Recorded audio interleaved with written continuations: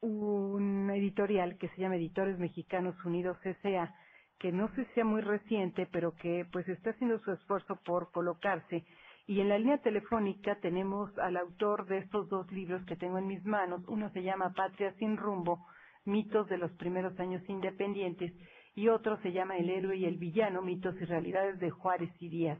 El autor es Juan Miguel Zunzunegui y está con nosotros esta noche. Juan Miguel, ¿cómo le va? Gracias por pues acompañarnos. Hola Margarita, buenas noches, un placer estar contigo. Platícame en principio, ¿estos Editores Mexicanos Unidos es un esfuerzo reciente?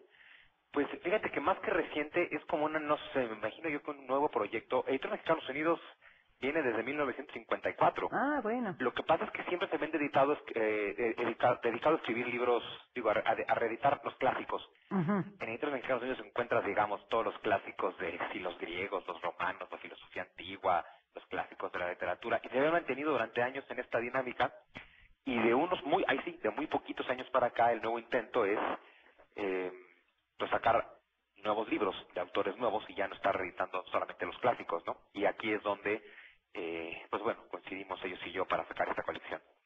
De acuerdo. En esta colección veo que son varios, pero bueno, para ser precisos, y tienen varios aspectos de la historia de nuestro país. Pero ¿cuántos son particularmente de usted, Juan Miguel? Son 6. Saqué 4 el año pasado, en agosto de 2010, salieron los primeros 4 juntos, Sí. y ahora están saliendo estos nuevos 2 para completar ya la colección de 6 libros. Ah, de acuerdo. Bueno, pues hablemos sobre ellos. Claro, hay uno que se llama El mito guadalupano que me parece que ha de ser interesante. Ese es de los pasados, digamos. Así es, y digamos que, pues sí, yo creo que fue el más vendido de todos, el más polémico de todos, desde luego, ¿no? Ajá. Bueno, por los títulos de sus libros, ¿cómo es la visión? Es decir, usted es historiador, pero ¿qué visión imprime en sus textos? Pues mira, yo creo que lo general en los 6 textos y en todo mi trabajo en cuanto a Ajá. historia es la idea de que hay que criticar la historia, analizarla, revisarla, cuestionarla, y sobre todo ir muy en contra, no tanto de la historia oficial, porque a mí me parecería muy absurdo decirte, la historia oficial miente y yo te digo la verdad. Me parece que es cambiar un dogma histórico por otro, sino más bien la invitación a que la gente analice, cuestione, revise. Y en este caso en particular, mira, es muy simple. Yo creo que siempre se nos ha vendido aquí sí en la historia oficial la idea de una historia maravillosa, de un pasado así dorado, ¿no? De próceres, héroes históricos perfectos. Y el cuestionamiento para mí es muy simple. Si nuestro pasado fuera lo glorioso y lo brillante que dicen que es, nuestro presente sería una maravilla. Si nuestro presente está bastante lejos de ser una maravilla, tal vez tenga que ver con nuestra historia. O sea, no sería posible, no es lógico que 200 años de glorias generen el presente que tenemos. Entonces, pues más bien por eso hay que ver qué se hizo mal y revisar el pasado, porque además me parece que es muy del mexicano vivir en el pasado, con un ancla al pasado, Sí. venerando el pasado, además venerando un pasado mítico. Así es. Y aquí Como la nos lo idea es, enseñaron en la escuela, ¿no? exacto, y de memoria para pasar el examen, ¿no? Y aquí un poco la idea es, insisto, si tuviéramos ese pasado tendríamos un presente distinto, y además un pueblo que vive con la mirada en el pasado es un pueblo que difícilmente va a llegar al futuro. Puede Y evolucionar. claro, no es que yo piense, digo, como ahora sí que como historiador no lo podría pensarlo, que no es importante estudiar el pasado, pero yo creo que es importante estudiar el pasado no para vivir en él, sino para entenderlo y superarlo. Y yo creo que es lo que nos falta en México, Para no superar. repetir la historia. Así Bueno, es. particularmente sobre uno de estos libros, precisamente su autor, Juan Miguel Zunzunegui, ¿así está correcto? Zunzunegui, sí. Zunzunegui. De acuerdo. Este libro que se llama El héroe y el villano, mitos y realidades de Juárez y Díaz, en sus primeras páginas dice, el dogma histórico de nuestra patria es muy claro. Benito Juárez es bueno, Porfirio Díaz es malo. Pues en este caso son dos personajes polémicos a los que algunos tienen nostalgia y a los que algunos, pues digamos que en un análisis un poco más riguroso, a veces los pone del asco. Juan Miguel, ¿cuál es, digamos en general, el contenido de este libro particularmente? Pues mira, de entrada es dejarle claro al lector que desde el principio de su historia política, Benito Juárez y Porfirio Díaz estuvieron en el mismo equipo. O sea, los dos fueron oaxaqueños, los dos fueron indígenas, los dos estudiaron en la Escuela de Ciencias y Artes, los dos fueron liberales, y los dos estuvieron en el mismo partido liberal. Toda la carrera militar ascendente de Porfirio Díaz es al amparo de Benito Juárez. Porfirio Díaz luchó 32 batallas contra los franceses para liberar a México. Todo eso mientras Juárez es presidente, luchó junto a Juárez la guerra de reforma, luchó junto a Juárez contra el imperio de Maximiliano. O sea, son el mismo equipo y de pronto la historia los presenta como bandos contrarios, me parece.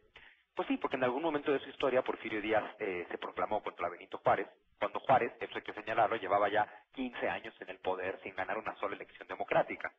Claro, Porfirio Díaz desde luego lo superó, pero aquí un poco el planteamiento es, para mí, Juárez en 1857, Sí. empieza con todo un proyecto liberal que se lleva a cabo durante todo su gobierno, los 4 años de Sebastián Lerdo de Tejada, y que culmina con el gobierno de Díaz. O sea, si Benito Juárez es el gran ideólogo de un México liberal y moderno, la verdad es que el que logró consolidarlo pues, fue Porfirio Díaz, exactamente con el mismo proyecto político y el mismo proyecto económico. Y claro, los dos tuvieron errores. De Juárez, muy pocas veces nos dicen del famoso tratado MacLean-Ocampo, donde finalmente le cede territorio a Estados Unidos. No porque Benito Juárez sea malo, porque sea bueno, simplemente se equivocó, tomó una decisión incorrecta que luego pues tuvo suerte y logró, digamos, corregirla. Benito Juárez tuvo desplantes dictatoriales tremendos y sin embargo, por supuesto, me parece que su balance general es positivo. En el caso de Porfirio Díaz, pues sí, también fue dictador, también al final su periodo se extiende de 1876 a 1911, también sin elecciones o con elecciones fingidas, y sin embargo son los 35 años pues de mayor progreso de este país. Fue el momento en 1876 en que México finalmente vio la paz, cuando México llevaba en guerra interna y externa desde 1810, estuvimos peleando todo el siglo XIX hasta que Porfirio Díaz puso orden, y mientras Díaz gobernó, México se mantuvo en orden, y cuando Díaz cayó, México volvió al caos. Entonces es muy importante también ese legado. Claro.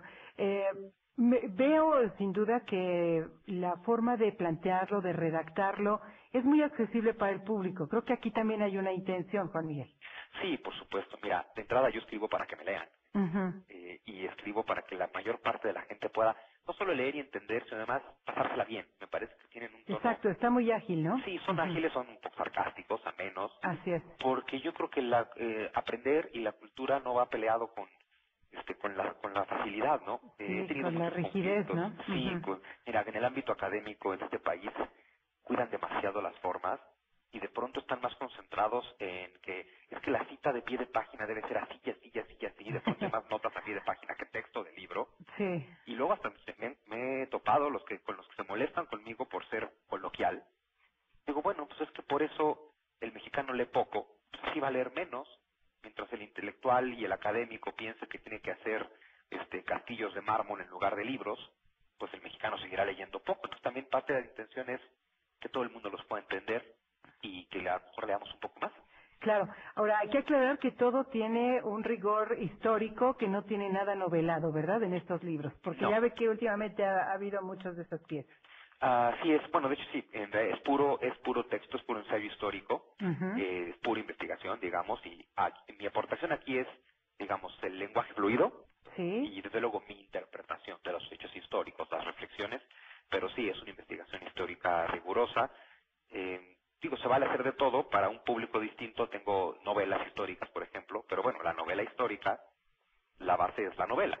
La historia sirve como recurso, pero en este caso sí son libros de historia. De acuerdo. Ahora, el otro libro que tengo en mis manos también, Patria sin rumbo, los mitos de los primeros años independientes. ¿Cuáles son estos? Algunos que nos mencione Juan Miguel para interesarnos más en estos libros que también ahora mismo nos podrá decir dónde los encontramos. Claro, pues mira, de entrada, el padre de la patria no debería llamarse Miguel Hidalgo, debería ser Agustín de Iturbide, que es el hombre que entra triunfante en la capital de México, el hombre que firma el acta de independencia y el primer hombre que tuvo un proyecto claro de nación para este país. Uno puede no estar de acuerdo con su proyecto, conservador, Sí, muy imperialista, cuestionado, ¿no? sí, pero finalmente es el libertador. O nos podemos ir con unos mucho más intensos. De entrada, el asunto de los niños héroes, que bueno, los niños héroes son un hermoso mito que representa desde luego a los caídos en la batalla de Chapultepec en la guerra contra Estados Unidos, pero esos 6 niños héroes con esos nombres y con las muertes épicas de poema que tienen, así como tal no existieron. O peor aún, que creo que por ahí gran parte del libro gira en torno a esto, no es cierto que los gringos nos robaron territorio. Sobre todo va mucho por ahí, esta cuestión de Texas, California, Arizona, Nuevo México, que cuando uno hace bien el análisis histórico, pues en realidad nunca fueron como tal parte de México y además eran una parte deshabitada. Había 10,000 habitantes en California, 20,000 habitantes en Texas, el 85% eran norteamericanos. Y que luego de pronto usemos todavía hasta la fecha, es que si los gringos no nos hubieran robado el territorio seríamos ricos, ¿no?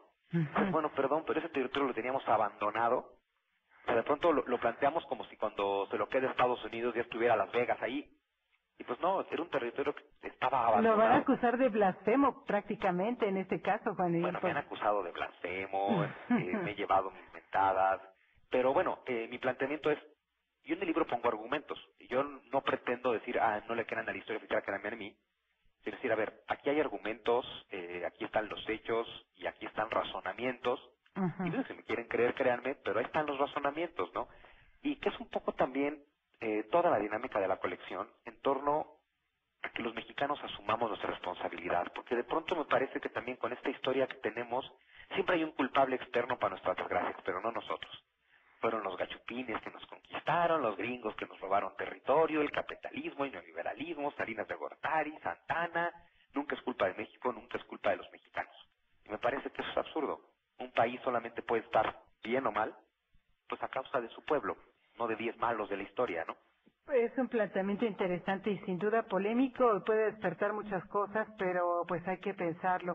Pues está interesante leer Patria sin rumbo, mitos de los primeros años independientes, y el héroe y el villano, mitos y realidades de Juárez y Díaz, Juan Miguel Zunzunegui, que bueno, pues le preguntaba dónde podemos encontrar estos libros si el público pues se interesa en ellos, sobre todo pues estas últimas palabras que nos ha dicho que sin duda pues despertarán mucha polémica. Por aquí decía Santana no es un vendepatrias, cuando es prácticamente, bueno, pues la clasificación que tenemos de este personaje de la historia. Así es, y bueno, ahí verán los argumentos de que, bueno, ni Santana era presidente cuando se firme el acuerdo de paz, ni Santana es presidente cuando llegue el dinero a México, ni fue una venta, fue una guerra y se perdió no por culpa de Santana, se perdió porque ni ante la invasión norteamericana los mexicanos dejamos de pelearnos unos contra otros por el poder. Mucho más complejo, ¿no? Pero insisto, es más fácil echar las culpas, ¿no? Entonces, mira, los textos están, los pueden encontrar en cualquier librería, están en Candy, en Sótano, en Porrúa, en Casa del Libro, Sí. en Sanborns, están en todos lados. De acuerdo. Bueno, pues entonces es una posibilidad para cualquier persona del público que esté interesada. El autor es Juan Miguel Zunzunegui, Patria sin rumbo y el héroe y el villano, que en este último caso trata de los mitos y las realidades en torno a Juárez, a Benito Juárez y a Porfirio Díaz. Le agradezco mucho, Juan Miguel, es interesante, sin duda, ojalá que tengamos oportunidad de platicar con usted también posteriormente. Muchas gracias. Hasta luego, muchas gracias a ti. Adiós, gracias, muy buenas noches. Bueno, pues ahí está. Tenemos llamadas del público. Dice Fernando López de Naucalpan. Causan pena ajena los dichos y hechos del gobierno de César Duarte ante las valientes feministas de ese estado, por más desplegados que publiquen la jornada para dar otra imagen crítica para César Duarte. El señor Oropesa de Coyoacán dice, los candidatos del PAN son los 3 secretarios que intervinieron en la casa de Mexicana, en el caso de Mexicana, se vieron muy chambones con esos, ¿qué dice aquí? Con esos jamelbos. Madero no llega ni a los matorrales, menos a los árboles, todos los posibles se ven malitos. Araceli Torres de Miguel Hidalgo dice, ¿qué pasó con los nietos de Ceballos que estaban secuestrados por su padre? Ahí no dice nada, pues no, en este caso ya no se supo nada más, Araceli. Margarita González de Nezahualcóyotl dice, con nuestros impuestos pagamos a los militares y a los federales para que cuiden al miserable de Ceballos. Mónica Ramírez de Álvaro Obregón dice, Roy Campos sigue la línea derecha, de la derecha del ser, dice, no tiene credibilidad. Ay, Mónica, ¿cómo es y lo que dice? Bueno, pues eso sí ya, esa parte de los insultos no está buena. Tere Silva Aguilar de Benito Juárez dice, ¿qué pasó con el noticiero de Julián Andrade? ¿Ya lo quitaron? Bueno, pues sí, el noticiero de en la noche de las 11 de la noche, que se acuerda que Julián estaba lunes, martes y miércoles, y bueno, aquí su servidor está jueves y viernes, pues ya no está ese espacio. La verdad es que es un asunto que de la cual deberíamos preguntar, si a usted le interesa, a la presidencia de esta empresa.